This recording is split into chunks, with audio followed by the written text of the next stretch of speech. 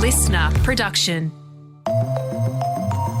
Hey, Bension Siebert here with you for the briefing. Abortion is back in the headlines in Australia. In South Australia overnight, in a 9-4 and 10 against vote, Parliament narrowly rejected a bill that would have forced women seeking a late-term abortion to instead be induced into labour and deliver the baby. And in Queensland, opposition leader David Crisafulli has refused to say whether his MPs would get a conscience vote if he wins the next election and changes to the state's abortion laws were put to Parliament. This renewed debate in Australia is a quiet echo of the loud roar over in the United States, where abortion will be a deciding factor for many in next month's presidential election. So why have the politics of abortion suddenly had a resurgence in Australia? In this episode, you'll hear from Tayla-Jane Jackson, a woman who needed a late-term abortion in South Australia, about her personal experience, and the Vice President of Australia's College of Obstetricians and Gynaecologists on what she thinks about the debate seemingly coming back on the table across the country. Tayla-Jane, thanks so much for joining us on The Briefing. Can you tell us, how did you find out that you were pregnant? I guess it really starts with undiagnosed endometriosis at the time. And I went to give blood one day and ended up in the emergency department getting blood because I found out I was so anemic that I needed an urgent blood transfusion. And then I was put on the pill for 6 months to skip my periods just because I couldn't afford the blood loss. And at the end of 6 months, I stopped taking the pill and went to have a period and it didn't come. And I've been pregnant before, so I feel like I would have known, but I think the pill masks a lot of those symptoms. So I just had no idea. And can you just tell us about that moment where you literally found out? I was in a shopping centre and I walked past the chemist and I thought, I'll just, grab one just in case. That's what you do. And I went to the toilet and I wasn't expecting a positive result. So I didn't go home and do it at home in the comfort of my home. I was in a public shopping centre, a big one. What was your first reaction? Shock. If I thought that it would have been at all positive, I would have gone home. It was just a little niggling feeling. It was just complete shock. But I knew pretty much straight away that I would want to terminate. What was your living situation at that time? At the time, I was technically homeless. I was staying with some friends who very, very kindly let me and my little boy stay with them, but I wasn't on the lease. The rental housing crisis I've experienced it. It's really hard to find a rental. And yeah, I was technically homeless. They could have kicked me out at any point. That must have been a really scary moment. Very much. And it definitely contributed to my decision, I guess, because it's very hard to bring a newborn into unstable housing. Mm. How many weeks pregnant were you at the time? I had absolutely no idea. I didn't know if I was a couple of weeks, a couple of months. I had no idea. The day I found out is the day I called the Pregnancy Advisory Centre, and the first appointment I could get with them was in just over 2 weeks.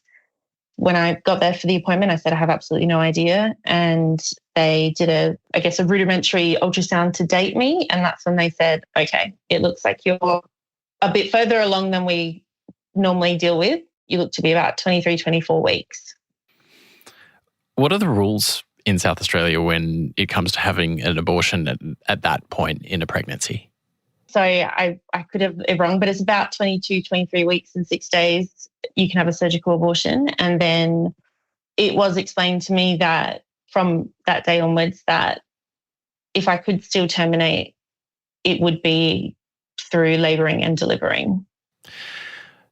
So you had to be assessed by 2 doctors, I understand? I did.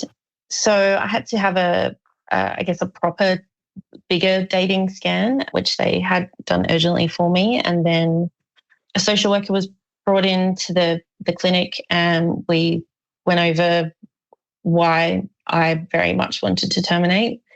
And I guess the social worker sort of, she wrote, I guess, a letter for me and sort of pled my case, and 2 doctors agreed that for my mental well-being, it is medically necessary for me to terminate. As you know, there was this bill in the South Australian Parliament. Yes. If it had passed, it would have forced a woman who's seeking a termination of a pregnancy after the 27-week mark to go into induced labour, deliver a baby, and either keep the baby or adopt it. How do you feel about that proposal and what's happened overnight with it not going ahead? Relieved that it didn't go ahead. Yesterday was a rough day because I feel very passionately about women's rights and accessible healthcare, and I do not want anyone else to be in my position and be denied the healthcare that they need. I didn't get to watch all of the debate last night. I tried, but as we all know, I'm a single mum, so I was doing, bedtime routine and everything. But bits and pieces that I was able to listen to, it was really hard. I was really exhausted by the end, I guess. I didn't want this bill to go through, obviously. I don't want anyone else to not have the healthcare that I received. There might be people listening to this thinking, if a pregnancy is very late in the term and there's a chance that the baby could be born alive, why shouldn't it be induced? What would you say to someone who feels that way? Especially listening to the debate yesterday, I can see why that's a valid question. I can only speak from my personal experience. It was deemed medically necessary for me because I couldn't quote the exact legislation, but for the health or mental health of the pregnant woman. If I could not have terminated, I truly believe that I would not be here right now being able to chat with you, because I couldn't have coped. And then not only would that baby not have a mother, but my little boy would not have a mother. One of the I guess, arguments that Ben Hood made was you could just put it up for adoption. And I do know that in his speech last night, he did admit that that was not a good term to use, saying just, but, the fostering system and the adoption program, it's not ideal. It's one thing that I felt is, how could I put a baby into the world, into that system, that would not have been any better for my mental health, and I'd have to live with that for the rest of my life. And that's also not even mentioning that a baby born so prematurely can have disabilities or difficulties, and fostering or adopting a baby with disabilities or a child with disabilities is so much harder, so much so that sometimes they have to look nationally for foster parents, not just in the state, because often those children are not being taken care of. It seems to me like if this bill had gone through, it is just creating so many more problems. More strain on the health system, looking after neonatal babies, or strain on the mental health system, more strain on the fostering and adoption system. It just seems like it's creating so much more suffering than it needs to. Mm. Not only in South Australia, but also in Queensland, there's been a significant debate at the political level about abortion and abortion rights. What do you think about that fact? It sort of seemed for a while that, at least in Australia, this question was relatively settled. One thing that has been mentioned to me recently, and I've seen it quite a bit, is people referencing the United States and how their abortion laws changed recently and how that's been affecting them as a country. And I think you're right. It sort of wasn't, this is the only abortion I've ever had, but I sort of knew that if I ever needed to access an abortion in Australia, I could. And it seems to just be popping up recently. I don't really know if I have an answer for that question, other than I don't know. And I don't really like it. I think we we're protected with the laws that we have. And this is a healthcare issue that I don't feel needs to be changed. Tayla-Jane Jackson there. Now let's hear from Dr Nisha Khot. She's the Vice President of the Royal Australian and New Zealand College of Obstetricians and Gynaecologists. Dr Khot, thanks for joining us. Why should women have access to an abortion? Women should have access to abortion at any gestation. We've been talking about abortion at various stages of pregnancy, and women should have access to abortion at any stage of pregnancy because that is a basic human right for all women. This has been enshrined in the law in Australia for a very long time now, especially the early abortions, and more recently across the country, we have decriminalized abortion. So I'm an obstetrician gynecologist, and as far as I'm concerned, having access to abortion care is a basic health right and a human right for all women. What's your view on the South Australian proposal?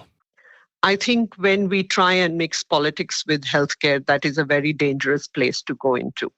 We already have all of the medical, clinical parameters that are required to make sure that when abortion does occur, it occurs in a safe, medically appropriate way, that it is approved by the healthcare professionals who are involved deeply in the care that they are providing to the women. I don't think we should mix politics with healthcare at all, certainly not in the space of abortion care where we already have very difficult situations to deal with. No one wakes up in the morning when they are 30 weeks pregnant, 35 weeks pregnant and says, I don't want this baby anymore, I'm going to have an abortion. That just does not happen. When this happens, it's usually in the setting of really complex situations, whether they be personal situations, whether they be medical situations. And we really should not put women through any more trauma because they're already going through a lot of trauma when they're making these decisions. For people who have no experience of this area of life, can you explain the kinds of situations people get into or are in when they might be making a decision to have a termination late in the pregnancy? The most common situation when this would happen is when there is a late finding of something which is going to affect the baby lifelong and is usually something that is going to affect the baby's health. These conditions, increasingly, the good thing is that we are discovering them early in pregnancy, but there are definitely situations where we don't discover them early in pregnancy and we may be diagnosing them for the first time after that 22, 23, 24-week mark. Usually, these are babies who are not going to survive because of the condition that they have, or if they are going to survive, the quality of their life will be severely affected. So here's a parent who has just been given news of something that's going to affect their baby. They're already grieving for what their baby is going through. Putting an additional layer of, having politics in all of this, forcing people to have a certain kind of birth is completely unnecessary. These are already people who are going through a lot of trauma. In the South Australian Parliament overnight, it was a very close vote, 10 votes against, 9 in favour. Does that worry you as a medical professional in this space? It definitely worries me a lot. We have fought so hard to get to the point where women can access abortion, no matter how pregnant they are, no matter the situation, and no matter where they are in Australia. To have this vote come so close really worries me a lot. We have seen what's happened in America. We don't want to go down that path. Australia is a country that values women's healthcare, women's rights. We cannot let them slip past. It is very, very dangerous when politicians try to use women's health to garner votes. It's not on. It seemed for quite a while in Australia that we had a relatively stable agreement on abortion rights. And I guess you could say a similar thing in the US, although it's quite different in other ways. And now there's suddenly this push to wind them back. What do you feel about that? I feel really, really challenged by it.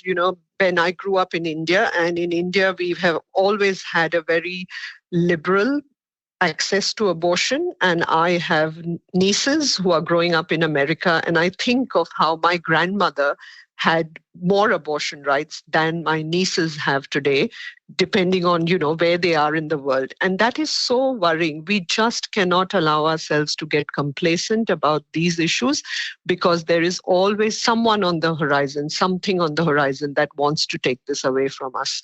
When we take away abortion rights, it doesn't take away abortion. Abortions still occur, but they occur in unsafe conditions and they put women's lives at risk. And that is something that we don't want anywhere in the world. I feel very strongly about abortion rights. I think for future generations, for my children, for my grandchildren, I want to make sure that they will all have access to abortion when they need it in a safe and legal way.